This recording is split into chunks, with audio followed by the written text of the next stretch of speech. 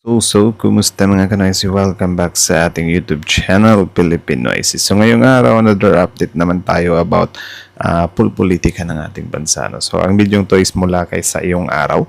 So, meron itong pamagat na nakakaiyak, kumpirmado na ni BP Sara. Kaya pala may tila kakaiba sa kanyang galaw. So, nakakaiyak para lang naman yun sa kanila. No?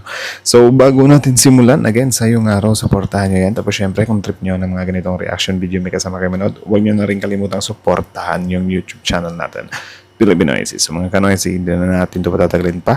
Simulan na natin. Baka agawin pa ng China. Again, pamagat ng video ito, nakakaiyak, kumpirmado na ni VP Sara. Kaya pala, may tila kakaiba sa kanyang galaw. So, Pilipinoises, sa iyong araw, like, comment, share, subscribe. Start. BP Sara, kaya pala tila alikaga at tila hindi maayos ang kanyang mga sinasabi sa rally dahil nakita niya na ang listahan ng ICC Nako. na siya na talaga ay kumpirmadong aarestuhin ng ICC. Aray. BP Sara, bakit nga ba siya alikaga? May hindi ba siya sinasabi? Sino bang hindi maaligaga dyan, ano? Na parang, oy, men, ako yung vice president ng ano, di ba? Tapos biglang malaman ko na tawag dyan, nasa lista ako ng ICC. Kakabahan talaga sila, men. Maaligaga talaga sila. Kasi hindi nila na-anticipate yan eh. Na ngayon ay nilantad niya na. Halika, atin itong pag-usapan mga kaibigan. Inihayag ni Vice President Sara Duterte na mayroon umanong listahan ang International Criminal Court o ICC ng mga susunod na huhulihin. May listahan na raw ang ICC ng mga susunod na aarestuhin kaugnay ng House of Crimes Against Humanity ni FPRRD. Ayon kay Para sa kanila, nakakatakot. Pero para sa mga biktima, di ba? Sa wakas, di ba? Sobrang saya nila, par. Sara, kasama daw siya rito, pati na rin ang ilang kaalyado ng dating Pangulo. Dagdag pa ni VP Duterte, sinubaybayan ng ICC ang ilang pag-uusap sa pagitan nila ni dating Pangulong Duterte tuwing bibisita siya sa detention facility. Tsaka, ano ba yun, bakit pa sila magugulat sa ganun? Ganyan naman talaga sa ibang bansa, di ba? Kapag may mga nag-uusap, recorded talaga. Kaya nga dapat gawin din yan dito sa Pilipinas eh. Pero I think may ano yung Pilipinas, di ba? Some kind privacy. Pero mas maganda yung ganyan, di ba? Para malaman din nila yung mga ginagawa ng mga preso sa loob. Di ba kasi yung iba, hindi maiwasang i-share yun sa family nila eh. Pero yun nga, parang maano nga naman yung tawag dyan, yung privacy nila. Pero yun nga, especially sa ICC, sa ibang bansa yan. Pakikinggan talaga nila yan. Parang sa mga movie lang ba? Na ako sa listahan, daghan kaayo mi na naa sa listahan. Baka isisi nyo na naman kay PBBM yan ha, na pinapakinggan yung pag-uusap nyo ng teting o. ICC. Nahibaw ko anak, kay pag-abot na ko dito, giundang nila, pagkaman ilangan ang gina-record ang mga ginaistoryahan na mo ni Pangulong Duterte. So, dili lang ako, layo pa ang ako ang pangalan dito. Ang nauna nga mga pangalan dito, mao kay Senator Bato de la Rosa, itong dating Chief Albalita. Grabe si Bato. Ang swerte ni Bato par. Siya yung una sa lista. Di ba? Alam mo yung ganyan na parang kapag ka magro-roll call, ikaw yung sunod agad. Yun nga lang, nakakatakot siya kasi pwede kang mahatulan eh. So, yeah, malas lang sa talaga nila. Ang katong dating Police General si Danao o Police General si Karaman. Naabo dito ang pangalan ni Bongo. Mauna usas ila bago ako. Actually, sobrang tuwang-tuwa yung mga DDS nung malaman nila na parang kakasuhan yung mga nag-arrest kay FPRRD. Pero, nakalimutan nila to na mas malala to. Kasi meron ng listahan, di ba? Kung sino yung isusunod sa ICC. Tapos ibang bansa pa. Like, hindi talaga yun abot ng mga connections nila. So, malas sila. Yun. Kung natin ipagpatuloy kaibigan, siya nga pala ang great controversy. Support nyo rin yung great controversy niya sa iyong araw ha. Puntahan nyo yung channel niya, original video link in the description box below. So, tuloy. Pansin-pansin, lahat ng mata kay VP Sara Duterte nakatutok, pero hindi dahil sa karaniwan nating inaasahan. Hindi ito dahil sa mga proyektong pinagmamalaki niya o sa mga rally na dapat sanay nagpapalakas sa kanyang imahe. Hindi, kundi dahil sa tila pagkalito sa kanyang mga sinasabi na tila agresibo, hindi maayos. Pakinggan. Klaro nun na hindi ko siya PNP officials. Yes sir, oo. Na ako sa listahan, daghan kaayo ni na naa sa listahan. Kaya pala medyo malungkot na sila ng bahagya, di ba? Ay, hindi pala kasi si Sarah is ano pa naman siya, nung pumunta siya sa distrito nila Abante, naggumawa siya ng eksena doon eh. May bumabag-abag sa kanya. Bakit kaya ganito magsalita si VP Sara? Bakit kaya akala ng iba normal lang yan sa stress ng pagiging vice-presidente? Pero may mga nakakaalam ng mas malalim na dahilan. Isang bagay na hindi madaling aminin sa publiko. Isang listahang kinatatakutan. Pero teka, baka iniisip mo anong listahan niya. Ito yung ano eh, ito yung mga nasa kadalasang mga mimba na, oy, ano pa, ilan kayo dito? Diba? May mga ganyan. Kasi I think, ewan ko, parang nagiging tradisyon na yan sa mga Pilipino. Sila Senator Bato, nasa listahan na sila or nalista na sila. Kaso nga lang, sa ICC. Pag minamalas nga naman. Ito ang hindi agad sinabi ni VP Sara sa simula, pero sa isang media interview nabuksan ang sekreto. Ayon mismo sa kanya, kabilang siya sa listahan ng mga posibleng arestuhin ng ICC. Oo, tama ang narinig mo, International Criminal Court. Bakit siya nandoon? At bakit siya nadawit? Hindi ba't ang iniimbestigahan lang ay ang dating Pangulong Rodrigo Duterte? Tama ka, pero may nadiskubre si VP Sara noong bumisita siya sa kanyang ama sa The Hague, Netherlands. Actually, hindi naman talaga nakakapanibago ano na parang, uy, parang si FPRD lang yun ha. Tapos bakit biglang sumasanga-sanga na or nagsanga-sanga na yung mga ano paratang. Kasi yun nga, hindi naman nagawa ni FPRD yung war on drugs na siya lang mag-isa. Diba? Ang masaklap pa, itong si BP Sara Di Umano, nung siya din yung nanunungkulan sa Davao. Diba? Parang meron daw go signal mula sa kanya. Yun yung sabi nila sa Kanyas. Kaya if ever na mapatunayan yun, ang saklap talaga ng pagdadaanan niya kasi meron na nga siyang kinakaharap na ICC. I mean impeachment. Tapos ngayon madadagdagan pa ng ICC. 'Di ba? Kumbaga parang siya yung mas malas talaga if ever na makuha siya ng ICC. Una, pinapayagan pa siyang makabisita araw-araw. Pero napansin niya, unti-unti siyang nilalayo, binabantayan, at nire-record lahat ng usapan nila. Kaya nga, sa isang pahayag, hindi na napigilan ni VP Sara ang kanyang kaba na ako sa listahan, dagan kaayo mi, na naa sa listahan sa ICC. Isang patunay na hindi lang si dating Pangulong Rodrigo Duterte ang pinupuntirya. Nariyan din sina Senator Bato de la Rosa at Bongo. Pati ang mga retiradong general na sina Oscar Albayalde at Vicente Danao. Pero kung akala mo hanggang doon lang ang problema, nagkakamali ka. Dahil ayon sa mga dokumentong nakapost mismo sa Facebook page ng ICC, may mga co-perpetrators na binanggit. Bagamat tinakpan ang kanilang mga pangalan. Magbalot-balot na yung mga co-perpetrators na yan na. Wala eh. Kala nyo kasi, habang buhay nyong maitatago yung mga pinaggagawa nyong kalokohan. Diba? Ewan ko kung bakit di nyo na-anticipate ito. Akala siguro ninyo na kapag Vice President si BP Sara is mapoprotektahan pa rin kayo. I think yan nga siguro yung ano eh, dahilan kung bakit nila pinatakbong Vice President si BP Sara. Para if things will get ugly, diba, may sasalo. Kaso lang, binutasan yung VP, diba? Nahalungkat yung confidential funds niya. Nahalungkat yung mga pinaggagawa niya sa pwesto. So, wala na, baliwala yun. Kasi dito sa Pilipinas, ang mahirap naman talaga ang pinakamahirap butasan, yung presidente talaga. Kasi siya yung may hawak ng kapangyarihan eh.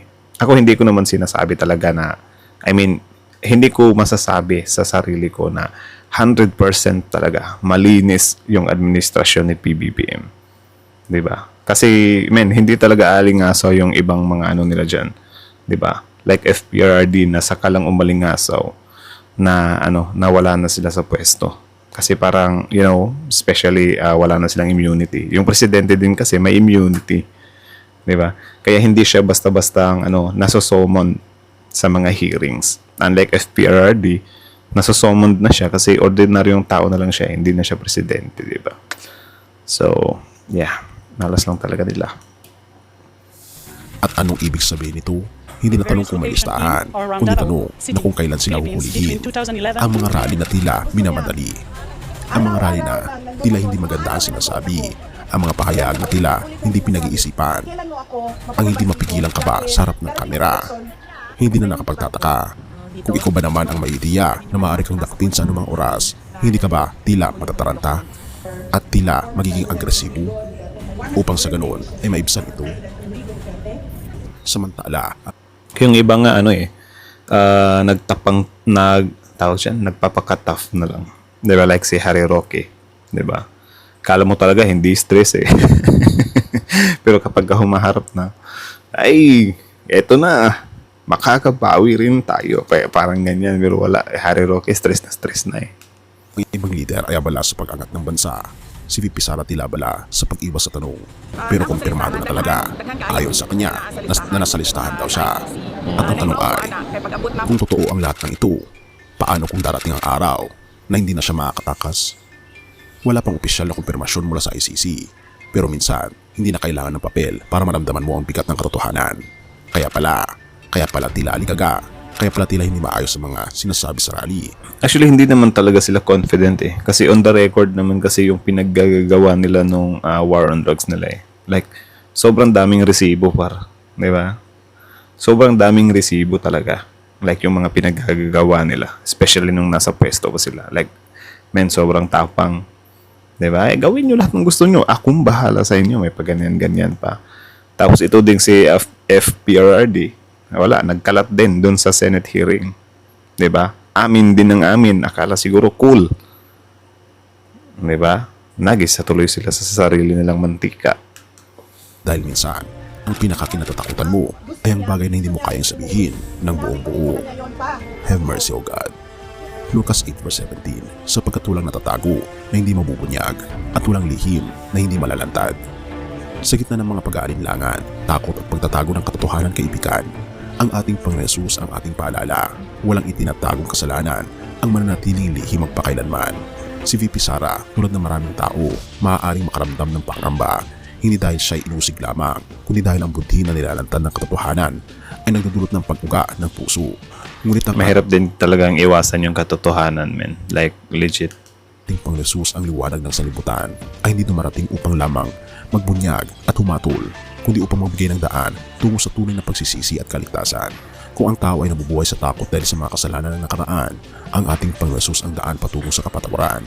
Kung ang mga lihim ng puso ay nagsisimulang lumantad, ang ating Panginoon Jesus ang nagbibigay ng bagong simula. Hindi pagtago ang tugon sa takot, kaibigan. Tama. Hindi pagtatakip ang tugon sa kasalanan. Ang tamang tugon ay walang iba kundi ang ating Panginoon Kristo mismo. Ang pagtanggap sa kanyang pag-ibig, pagpapatawad at pag-asa. Kung sino man ang nabibigatan ngayon sa pagdadala ng kasalanan o kahihiyan, isang paanyaya mula sa ating Panginoon Jesus. Mateo 11:28. Lumapit kayo sa akin. Kayong lahat Lumapit kayo sa akin, kayong lahat ay nabibigatan na nabibigatan at nahihirapan at kayo aking papahinahin. Sapagkat sa huli, kaibigan, hindi hustisya ng tao ang magbibigay ng tunay na kapayapaan, kundi ang katarungan at kahabagan ni Kristo. Ang ating Panginoon Jesus, ang huling salita, hindi takot, hindi kahihiyan, hindi kapahamakan. Purihin ang ating Panginoon Diyos at tayo manalangin. So yun lang naman mga kanoisis. So kayo na masasabi nyo dito, comment down below. Tapos yun, pag-usapan natin yan sa comment section. So again, ang video to is mula kay Sayong Araw. So supportahan nyo yan. Original video link in the description box below. Tapos syempre, bago nyo iwan yung YouTube channel natin, Filipino IC, don't forget to like, comment, share, subscribe. So kita nyo naman yun, men. Si VP Sara mismo nagkumpirma nun. Sinabi niya mismo na meron na nga or nandun na nga siya sa listahan or kasali siya. Kabado talaga sila, no? Yan kasi yung sinabi nila sa Kanyas. Tapos about naman dun sa yung pakikinggan yung mga pag-uusap nila. Bakit pa magugulat sila dun? 'Di ba? Ganyan naman talaga yung ginagawa sa ibang bansa. Ewan ko lang dito sa Pilipinas kasi never naman akong nakapasok sa talaga. Kulungan na, especially yung bibisita, never naman. So, hindi ko alam kung ano yung way nila. 'Di ba? Or ano yung procedure nila kapag meron kang bisita. Or kayo, if ever may idea kayo, i-comment nyo sa baba kung meron din bang mga camera, CCTV, or, recording device doon kapag ka bumibisi. Ay, hindi. Parang sa nakikita ko, parang isang room. Tama ba yan? Isang room, tapos nakaupo lang sa mga upuan. Parang kasi, low budget kasi yung Philippines eh. Di ba? Nang ini-expect ko yung kapag kabibisita ka may pagganyan-ganyan na telepono. Or meron bang ganyan sa Pilipinas? Hindi ko alam kung meron bang ganyan sa Pilipinas na parang gaganyan ka lang, may makapal na salamin, tapos mag-uusap kayo sa telepono. Or lang, parang lamesa, tapos dalawang silya, tapos harap kayo. I think parang ganyan lang. Hindi ko alam talaga, men. Hindi ko alam. Sa movies kasi parang ganyan eh. So, yun nga. Bakit pa yun nga. Baka isisi na naman ng mga DDS yan, ha. Nakasalanan na naman ni PBBM. Bakit pinapakinggan yung mga pag-uusap nila? Kasi simula nung ma-arrest talaga si FBRD, si PBBM yung pinagbibindangan nila eh. Like, ayaw nga nilang banggitin yung pangalan ni Trillanes eh. Kasi ayaw nilang or ayaw nilang pagpukusan. Doon nababanggit si Trillanes. Ayaw nila na pagpukusan si Trillanes na siya yung pasimuno talaga sa ICC na yan. 'Di ba? Ayaw nilang banggit-banggitin madalas si Trillanes kasi ayaw nila na mabahing yung galit ng taong bayan kay Trillanes at hindi sa Pangulo. 'Di ba? Alam naman natin yung mga DDS kung ano yung sasabihin ng kabila is maniniwala agad sila eh. 'Di ba? So, man, kawawa naman. So, yun lang naman. Again, kayo na masasabi nyo dito, comment down below. Tapos yun, pag-usapan natin yan sa comment section. So, again, sa iyong araw, original video link in the description box below. Tapos syempre, bago nyo iwan yung YouTube channel natin, Pilipinoicy, don't forget to like, comment, share, subscribe. So, that's it, man. That's it. Thank you so much for watching.